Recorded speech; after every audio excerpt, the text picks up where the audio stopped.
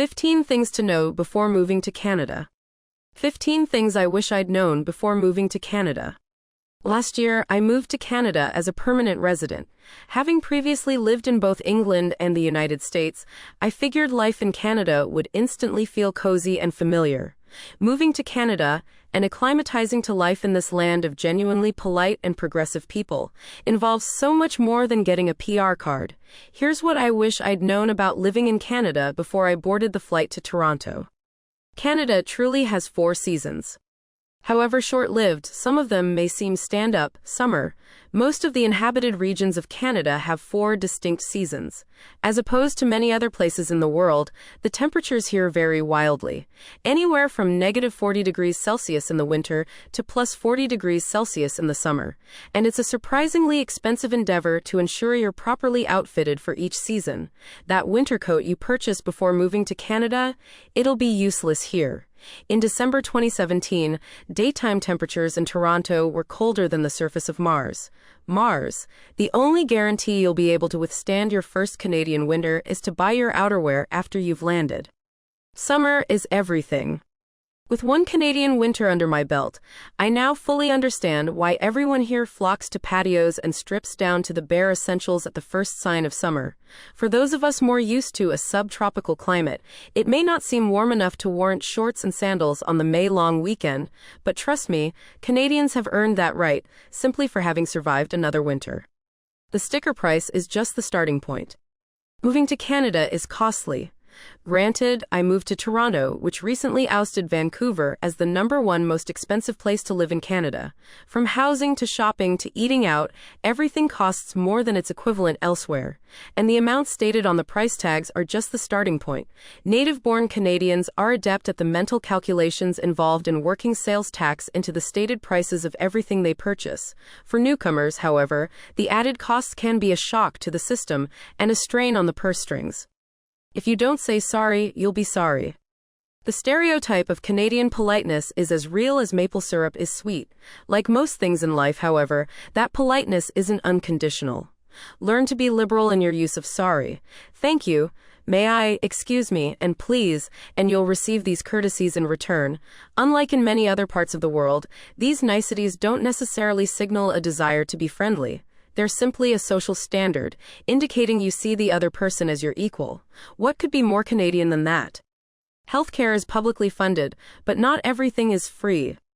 After moving to Canada as a permanent resident with healthcare benefits, you'll be able to see a doctor at no cost. But if you leave the appointment with a prescription, you could be left picking up the tab at the pharmacy. Likewise, dental care, which generally isn't publicly funded, can seriously put a dent in your savings. Third-party health insurance often provided through your employer can help offset the often exorbitant prices Canadians pay for dental and eye care, as well as medicines. Oh, and if you think you need antibiotics for what ails you, you'll need to see a doctor first. Unlike elsewhere, antibiotics aren't available over the counter.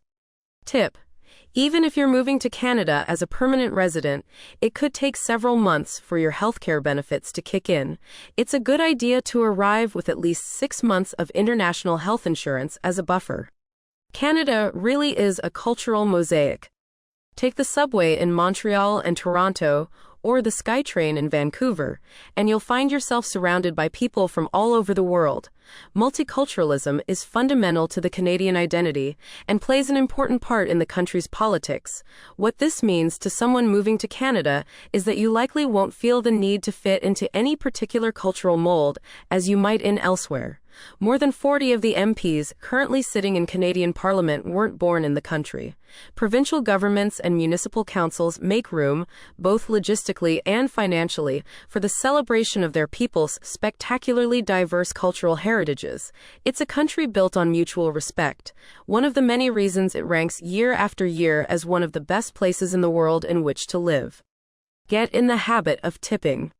Tipping in Canadian restaurants, salons, and taxis isn't just appreciated, it's expected, along with a thank you, of course. This may come as a shock. Not to mention an additional 15 to 30% on top your bill, if you're coming from a culture in which tipping isn't standard practice. Just how deeply ingrained is tipping in Canadian culture? Restaurant servers in some provinces make less than minimum wage, with the expectation that patrons' tips will make up the difference. Picking up where you left off isn't easy. Resuming your professional career in your new country is likely the biggest challenge you'll face moving to Canada.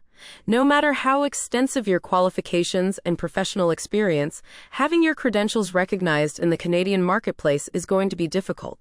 Bring as much documentation, transcripts, etc. as possible, and make as many contacts in your professional network as you can before immigrating.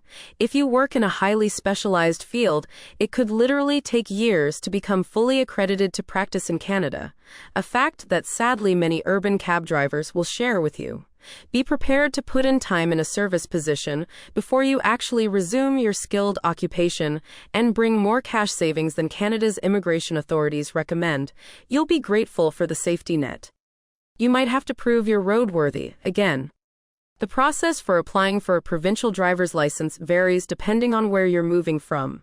If you're immigrating to Ontario from the United States, Australia, France, or Korea, for example, it's a simple exchange, as these countries have a reciprocal agreement with the province. In any case, it's a good idea to check out your new home province's license equivalency requirements before moving to Canada so that you can bring any necessary documentation with you. Where no such reciprocal agreement exists, you'll likely be required to provide written confirmation of your foreign driving experience. You'll pay through the nose for your phone. Sad but true, Canadians pay some of the highest wireless prices in the world. Unlike other parts of the world, where pay-as-you-go or prepaid plans are commonplace, most mobile phone plans in Canada are purchased on a contract basis. This, combined with hefty telecommunication taxes, conspire to make staying connected a major line item on your monthly expenses.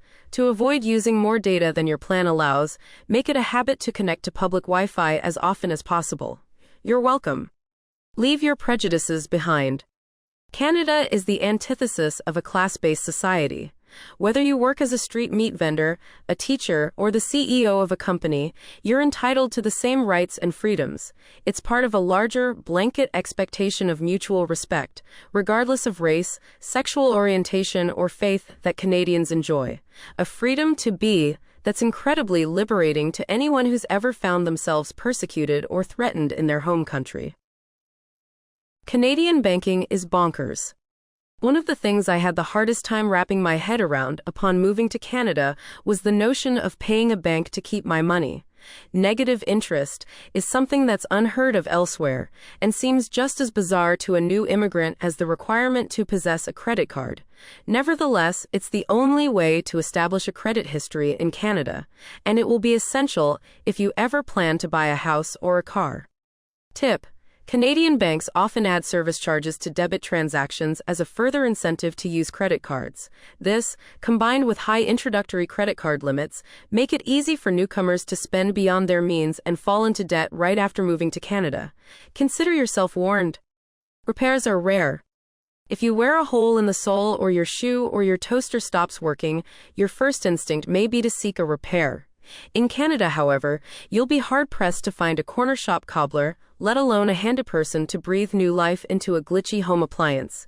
Even if you can find someone who specializes in repairs, the sad reality is that getting things fixed in Canada often costs as much as buying a replacement. No one likes a show-off. While being rich is never going to be unfashionable in this world, the extravagant displays of wealth that are admired elsewhere will likely make Canadians roll their eyes. Here, being flashy doesn't automatically earn the respect of others. In fact, it's much more inclined to come off as bragging. It's not to say Canadians don't dream of wealth or find it motivating, they just tend to be more modest about it. A fact which dovetails nicely into my next observation.